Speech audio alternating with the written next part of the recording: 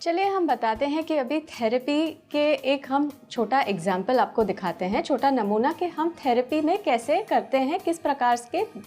अलग अलग टूल्स हम यूज़ करते हैं। तो जैसे आप देख सकते हैं यहाँ पे थोड़े टूल्स हैं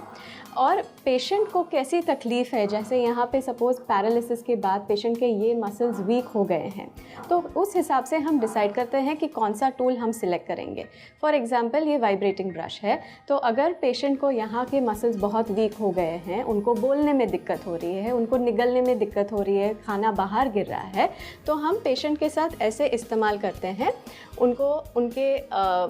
डिफरेंट मसल्स जो होते हैं वहाँ पे हम स्टिमुलेट करते हैं, वहाँ पे हम स्ट्रोक्स लेते हैं, अलग अलग किस भाग में ज़्यादा तकलीफ़ है, और कुछ मोडालिटीज़ यूज़ करके उनको फीडबैक देते हैं कि ये यहाँ पे कैसे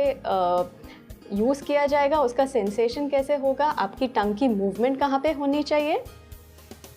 दूसरे जैसे टूल्स हैं, जैसे ये यहाँ पे देख सकते हैं कि किसी पेशेंट्स को डिसाथरा की तकलीफ़ है, जैसे वो साफ़ नहीं बोल पाते हैं कोई शब्द,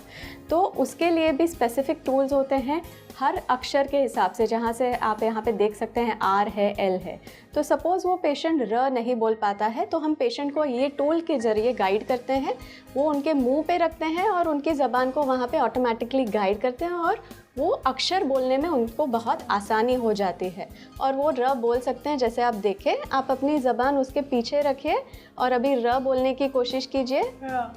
तो इस तरीके से पेशेंट को बहुत हेल्प होता है, स्पेशली जिन पेशेंट्स को अप्रैक्सिया है, कि उनको समझ में नहीं आता है कि कौन सा मसल कहाँ पे रखना है, कैसे ज़बान को मूव करनी है, कैसे मूवमेंट होगा, तो ये चीज़ उनको हेल्प करती है। दूसरे टूल्स हैं, जैसे यहाँ पे आप देख रहे हैं ये ब्लॉक्स हैं, तो पेशेंट को असेसमेंट में भी ये इजी होता है कि उनके ये माउथ के जो मसल्स हैं, जिनको हम मैसेटर या टेम्पोरालिस बोलते हैं, वो कितने उनमें सक्षमता है, कितने ताकतवर है। तो हम पेशेंट को बोलते हैं अपना मुंह खोलिए, इस पर बाइट करिए और हम असेस करते हैं कि वो टोन उसके पेशेंट का बराबर है या वीकनेस है। और ये थेरेपी में भी ये टूल यूज़ होता है, वो उस मसल की स्ट्रेंथ या रेंज ऑफ मोशन बढ़ाने के लिए। वैसे ही यहाँ पे ट्यूब्स भी रहती हैं, जिन पे हम पेशेंट को बोलते हैं, जिनको चबाने की तकलीफ़ होती है, ये गाइड करते हैं और आप देख सकते हैं कि ऑलरेडी वो मसल की मूवमेंट हो रही है और पेशेंट को समझ में आता है कि कैसे उन्होंने